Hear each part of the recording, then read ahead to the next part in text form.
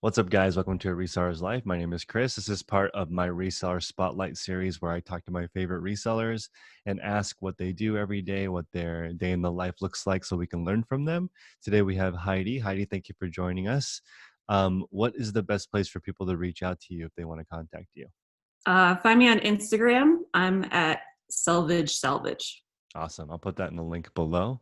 So let's start with, where do you live and what do you normally sell? I live in Denver Mhm. and I sell clothing, shoes, and accessories. So is there anything particularly great about where you live as far for reselling, and is there anything that's a downside? Yeah, so I'm super lucky. I live about 8 minutes from the Denver Bins, so I Mm, get to go there fairly often. So that's great. The regular thrift stores here are no longer good; they're too expensive. So that's kind of a downside. fair enough. So let's talk about what platforms you sell on. Where do you hawk your goods? Yeah, so I sell on eBay. That's my biggest platform. And then I Mhm. sell on Poshmark and Etsy. Awesome. So let's talk about your day. Do you have any other projects? Do you work a full-time job? What does your normal week look like? So I don't work a full time job. Reselling is my full time job. And then I'm also in school for real estate. So I do that at night. Awesome. So how do you organize your day? Do you use a calendar, a to-do list? What organizational stuff do you use, if any? I don't. So I just kind of have my own routine and just the daily repetition of doing the same thing kind of over and over and over again. Just, buy, sell, ship, repeat kind of. Is it literally that order? Yeah, pretty much. Okay, so you do wake up and then you maybe go look for items? Yeah. Yeah. I Okay, like to source in the morning okay. and then do some listing, ship in the Mhm. afternoon. Yeah, kind of. I think that's I mean, I always recommend that because you are fresher in the morning and sourcing should be the hardest part of your day. Yeah. And if you use your mental capacities for that instead of shipping in the morning and then going to, let's say, thrifting in the afternoon. Have you tried, do you block it out as in like you spend longer at the bins one day, or maybe you do some orders online? Is it blocked out or is it similar each day? It's pretty similar. When I do go to the bins, I usually try to go from like 8 to 11 in the morning. They open at 8, so get there as soon as they open, and then be home in time for like lunchtime, and then to be able to list and then ship by the end of the afternoon. So let's talk about, let's say for you had a huge project land on your lap that was awesome and you wanted to take it, and now you can only resell for 10 hours a week. How would you divide your time up if you only had a quarter of your normal time to do it? Um, that's a good question. If I had less time to resell, I would probably shift the reselling to nighttime, Mm, depending on like what would be more profitable. So say like the big project was more profitable, then I would do that in the morning. Cause like you right. said, like you are fresher and, um, I think your brain functions better in the morning. So Mhm. it kind of just depends on what's more profitable. So as far as reselling goes, do you have any specific goals with it? Do you look at it like how much effort versus how much you get out of it? Do you have a certain listing goal each week? So my one and only goal is super simple and kind of stupid simple. So my goal is to sell between $200 and $300 every single day, Hmm. which will put your gross sales at, between 76 and $91,000 a year. Well, how That's it. did you come up with that's very specific. I mean, it's specific, but I think if you can get to that, if you can get to that being your gross sales every day, then that sets you up for being successful. And if you're keeping your sourcing costs like very, very low, then it makes it so that the one-off model is worth it, if Fair that makes enough. Yeah, I think once you get to the traction of more than $200 a day, that means you have a steady listing habit in order sense. to get that kind of progress. So do you believe in the listing every day? Do you just get it up when you're ready? How do you approach that? I do list every day. Okay. So even like right now and like the past week when I've been kind of low on fresh inventory, I've been taking some stuff that I had on Poshmark and moving it over to eBay that wasn't on eBay before. So it's just always like having fresh stuff hit eBay every single day, I think is very important. Even Do on the you, weekend. I work on the weekend, so. mhm. What is the when it comes to sourcing, and I've looked at your store before, you're very picky and you have great taste. What's your sourcing tip for people who are maybe looking for new items to sell? Well, thank you. So my sourcing tip is source what you love. Like what Mhm. you, if you will buy it, then somebody else will buy it.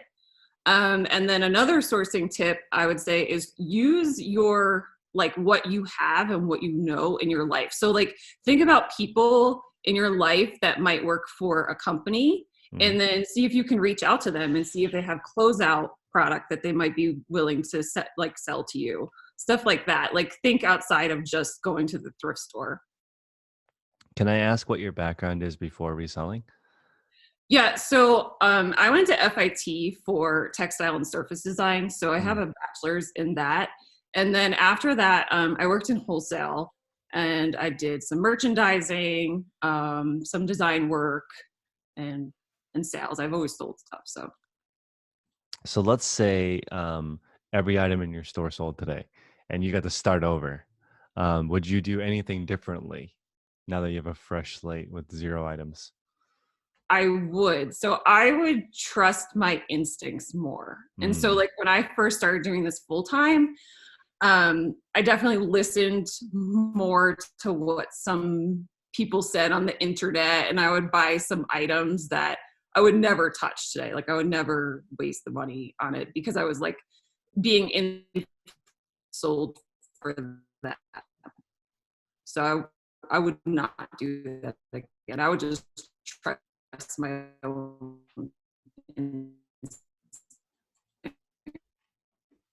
Trust your instincts as in just stick to stuff that you like selling. Let's see.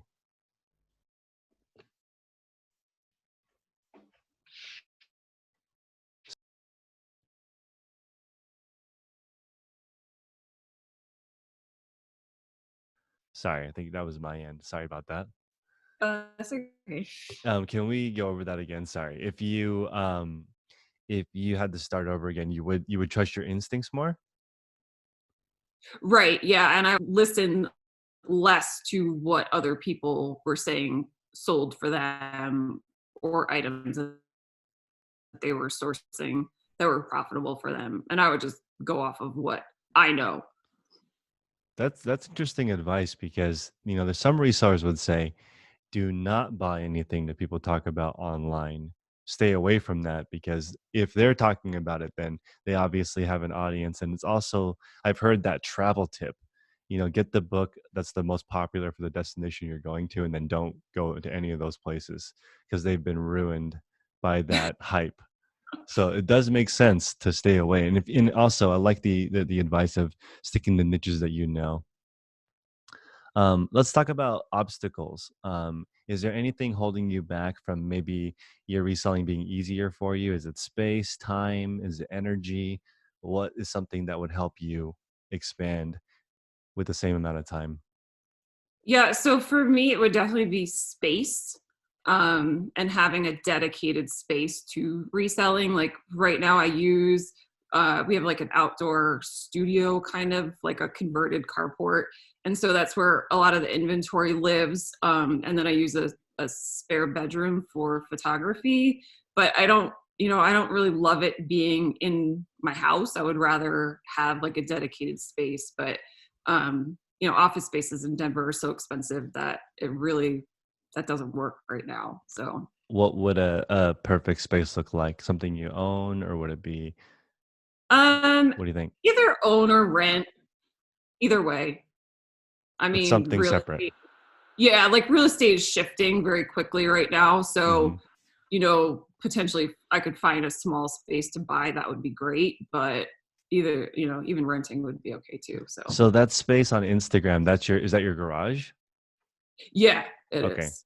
Yeah. So Yeah, I think since I have nothing at home, I think it's definitely more peaceful. Um, but I just moved that storage space to a closer one, and I'm when I originally had like a 12-mile commute, it wasn't as fun now as my 1-mile commute. So it's almost like having it at home with none of the Yeah. downsides. Yeah. So let's talk about what you do for fun outside of reselling. Yeah, so I like to hike. That's Mhm. probably my number one most, fun thing. Take the dog for a hike in the mountains, which I feel super lucky to live here in Colorado. It's so Mhm. beautiful. And then yeah, I mean thrifting is fun for me. Like I don't that's not necessarily the most profitable part of the business. For Mhm. me it's kind of like the fun part. So, yeah. So let's talk about a perfect Saturday. What happens? Perfect Saturday. A lot of Saturdays I do spend my mornings at the bins Mhm. because I think that that's fun. Mhm. And then if I don't do that, coffee and taking the dog for a walk around the lake.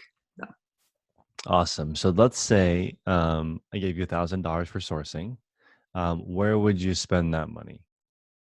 I would probably spend most of it on like liquidation, probably 70% on that, and then 30% at the bins. Okay. So now let's talk about maybe some advantages that you have. So does your background in schooling help you pick better items? What is it that sets you apart from the dozens of other resellers that are hunting in the same area as you? Yeah, so for sure, I think that my background in textiles is a huge advantage. Like, I can pick up anything and know what it is without really looking at the label. So that's a big advantage. I don't wear gloves. I think that that's important if you do know your fabrics and your Hmm. your fibers. And then prints, like since I was a print designer for a short period of time, it's easy for me to pick out like high end prints or you know prints that are going to sell, trendy prints, stuff like that. Amazing. So this is kind of a weird question, but let's say I showed up on your doorstep tomorrow and you had my time for 10 hours. Is there any part of reselling that you don't like or that you would have me do if I was helping you or you had a new assistant for 10 hours a week? Yes, if I had an assistant for 10 hours a week, I would have them do the listing. Hmm. Yeah, So you like would do the hand the body photo, you'd give them listing. the photos, No, I would take the photos still, right? but hand them off doing like the descriptions and the keyboard work. Got you, got you. So is that something that you eventually want to move towards, is having a little bit of help, or is that something, is this sort of a solo project, you think? I would like to have some help. That would be great. I did have a listing assistant for a short period of time, and that definitely helped. But kind of like the way things are going, I don't know if I'm going to stay in reselling full time or maybe transition to reselling be more of like a side thing. What would So, be the difference just if you had a different project pop up? well, yeah, so I do want to start selling houses as well as Mm. pants and jeans. So, if I can make that, depending on how the market goes, if I can make that, that would probably be like my more main career, and then reselling would be on the side. So, Yeah, this is kind of an interesting time where there may be a lot of houses on the market shortly to test. And then if it rebounds, which it should, it seems like most economic indicators are strong, other than we might get sick right now, so people aren't going out. But hopefully, when it rebounds, this is like, I think there are a lot of listings now, so yeah. some opportunity to learn. Let's talk about maybe your reseller crew. I've met you a couple of times in person. How do you approach that? Do you have any local people who do the same thing as you that you hang out with? I don't have a local crew. I do have my friend Katie that we go to dinner sometimes. She's Una Thrifts on Instagram. Hmm. So her, and then I have a couple reseller friends in the Pacific Northwest. So, Have you know, you Zoomed them at all during this weird time? I Like have how people, not. No, no, I have not. So I've been just using this time to sort of network and just catch up with people who are reselling to kind of get an idea of what's going on since we can't really go outside. Do you guys have a shelter in place order? we do. So Yep. how long has that been in place? It's been in place for about 2 weeks, and Mm, it is supposed to go until at least the end of April. yeah, we have that same like May 3rd, May 1st. Um, but I think it will go longer. It hasn't slowed down, so I imagine it's going to go till June 1st. Yeah. So let's talk about, this is the heaviest question, so I apologize always putting it at the end, but what is the one thing you could do for your resale business that would affect it the most? Might be something you already mentioned, but just if you could focus on one thing, let's say during this quarantine, and emerge out with that new thing, what would that be? Um, I th- I don't. That is a hard question. Hmm. So I think that one thing that I've learned in being in quarantine and being like a lot more focused and just like figuring out ways to make things sell quicker, Hmm. is utilizing the tools that like we Mm, have in our hands. So like for me, on eBay, it's been a huge help to use the offer to likers tool, hmm. or offer to watchers, or whatever you want to call it. Hmm. So yeah, I think Yeah. just utilizing the tools. So what of those two are you, so you're using offers to watchers? Do you use any other promotions or markdown tools? I do. I have been running sales. I've been doing that for a long time, where I do like a 24 to 48-hour sale of 20 to 25% off, and that Hmm. does help. But the number one thing that's driving sales for me right now is definitely the offers to watchers. If I didn't use that, I probably, I don't know, even know how I'd be surviving right now. How about, do you have best offer turned on? I do. Yep. Okay. And then when you send offers to watchers, do you allow a counter offer? I do. Yeah. Okay. And then do you go through one by one, or do you send a blanket offer to watcher? One by one, like One as by they one. pop up, like I as you see. get, the notification on your phone or whatever, where it says like you have 8 people. I go through every morning and like send out new offers, and then in the evening I'll do the same thing. That is amazing. I agree with that methodology because there are some items that you shouldn't discount ever. There's zero of them in the market, and there's other ones maybe you can get someone right on the hook if there's a lot of room with a bigger discount. Yep. Um, so let's talk about. I want to talk about a few of the rare finds that you have, maybe if you would like to share, because I feel like your taste allows you to pick up things that people normally would not pick up. Do you have any recent finds that you find that you think that are unusual, that you trusted your instincts on and came up? I don't have anything recent that I found that's been like amazing, or like, the type of thing that you like get so giddy over. Hmm. Probably the coolest thing I've ever found, and was like a great profit, was a zebra skin rug. So Mm. Actual yeah, zebra? yeah, yeah, a full zebra, like S- a taxidermy zebra rug. So Wow. And did you find any restrictions? I know you can't sell elephant print. yeah, so this was like a long time ago when I first started selling on Hmm. eBay full time, and I actually didn't know. And so I got really lucky and it sold very quickly and I didn't get in trouble. But yeah, you're right. I don't think that you're supposed to sell that stuff anymore. Mm.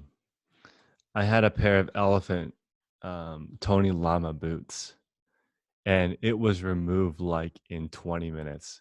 Actually, Oh, it wasn't removed. eBay just messaged me and said, "Hey, if this is actually elephant, you can't list it." oh, So I just took it down, and then I listed it on Poshmark without the elephant part. yeah. So, but it's sold. But it is interesting, the exotic. When I my first job actually was with eBay in 2003, removing prohibited items, and I would go through and message people like, "Sorry, no Nazi stuff. Sorry, no, live animals." Because people will list anything. Yeah. Um, that's awesome. That's really fun. Um, When you go to the bins, do you spend your time in specific categories? How do you devote your time when you get there? It scares me, honestly. We have 5 here, and they're all different. Oh, wow. Yeah. Um, yeah, so I used to only spend my time at the bins in the clothing rotations, Mhm. but now I do go to the hard goods mostly because that's where they put the bags. Mm. And then because I don't sell hard goods, that's just not really my thing. But once in a while, like if I find a cool mug or something like that, something small that I know is easy to ship, I'll pick it up. And like now that the bins got taken over, or Denver Goodwill got taken over by Colorado Springs Mm. Goodwill, the it's a lot different than it used to be. So it's kind of like the rotations are more on a timetable, and so it's like you really can, spend your time in both the hard goods and the soft goods. That's so interesting. I think that's a tip that people maybe don't know is that Goodwills are regional. So each area, the 5 Goodwill bins here, are all run by different companies.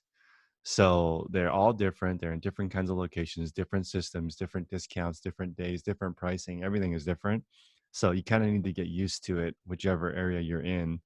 And then traditional thrift is still my favorite, but here they even have Goodwill Boutique, where like everything's $50 and over in a thrift store. So it's kind of crazy how different it is. Are you still going even though it's more expensive? No, Oh, you're over it. I'm over it. Yeah, it's not worth the time to sort through the racks for jeans and pants that are like $14. No. For a liquidation order that you place online, do you have a strategy once it arrives at your place? Do you sort first, clean, repair, discard? What happens when you order a lot? Yeah, so I sort by either hanging or flat lay. Mm, And then as I'm sorting that way, I will also look for defects. I don't really repair very many things. Usually I just throw it out, to be hmm. honest. Um, and then kind of go from there. Do you use a steamer? I do. Okay. Yeah, I just recently discovered that, and it's actually easier to use a steamer than not use a steamer. So I feel like a moron for thinking that you could. Well, I mean, sometimes I throw them in the dryer, Hmm. and that would de-wrinkle it, but steamers are so fast, Yeah. so Yeah. I So love it. yeah, when I used to work in a showroom, we had like, 10 Jiffy steamers. So Yep, I've always had one. So yeah. I love the Jiffy steamer. It was definitely a level up. Um, it is really hot though, so you need to be really careful because it will destroy your hand if you touch it. Yeah, I will Super burn hot. it. Cool. Well, is there any other information or ideas that you'd like to share with the audience? I don't think so. I think like my biggest thing is just like I said before, like use people in your life, not use people in your life, but utilize the network that you have to maybe find some items or some sourcing that you maybe haven't thought of before. So you are a unique example of someone that is not super structured. Like sometimes I think my channel people are scared because they're like, I don't want to be a robot and follow your teachings. But I'm like, if you look at a lot of successful resellers that I know, they just build the day that they like. And then they can just repeat that day. And if you like the day, you'll just naturally do it without having to struggle. And 70% of what we do is automatic. So I like the idea of buy, sell, ship, repeat. And just it forms a habit. You get used to it, you like it, and the consistency is way more important than you'll see people post. I was at the bins for 12 hours, and I think you may not go for another week if you do that. Yeah, It's going to burn you out. That's yeah. maybe not a good approach to this resale game. 2 3 hour sessions, I think, are perfect. If you do all day, I don't know how people do that. It's crazy. I don't know either. And then you see people at the bins like eating fried chicken in the middle of the day and That's spending right. their entire day there, and it's Yep. like, how? That's crazy. I think you're right also I think if you were to go more than one day a week, then you don't get trapped into accidentally buying something you don't want. Because as you get more tired, you start making poor decisions, Yeah. as I have found while thrifting. Yeah, I agree. So that's my favorite tip from you, is that you sort of manage your day and you start to get rid of things that you don't like. Maybe, resellers are like, well, Chris, I don't want to sell lawnmowers right now. I know it's super hot, but I'm not going to go to Home Depot and learn that. You don't have to. You can just sell what you like. There's Yeah. enough people in the world that works. You don't have to sell stuff that you don't like. That's really important to recognize. Yeah, yeah, totally. Like, and I know that I think right now everyone, if I hear the word pivot one more time, like it's oh, like I Amen. can't, right? But like, yeah, stick with what you know and be passionate about what you love. And if you are, then other people will, catch on to that, and you'll sell because what you're sourcing is exciting to you, and so it'll be exciting to somebody else. And I think that if you've been in sales for any period of time, you realize things are seasonal anyway. Right. Right now is a great time to pick up winter stuff because people are getting rid of it because they want the space and it's warming up. So as people are being creative and sourcing stuff through Facebook Marketplace, and then they meet in a field and they spray it with bleach before they take it home because we're in this situation. Whatever it takes to find stuff that's similar, it will still sell. People still need clothing. I actually consider shoes and clothing essential. It's Yeah. not like the sales have stopped. They haven't stopped. It's just that people maybe not working right now. Right. So it's a totally different situation. So let's remind people where they can find you on Instagram if they want to reach out. Yeah, so you can find me at Selvage Salvage on Instagram. Thanks again, Heidi, for your time. And Thank you. everybody, until next time, make progress daily.